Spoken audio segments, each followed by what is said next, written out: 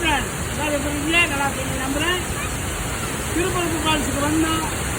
குளிக்கிறதுக்கு தடை வச்சுட்டாங்க. காட்டாத்து வெள்ளம் போகுது. பாருங்க பாருங்க.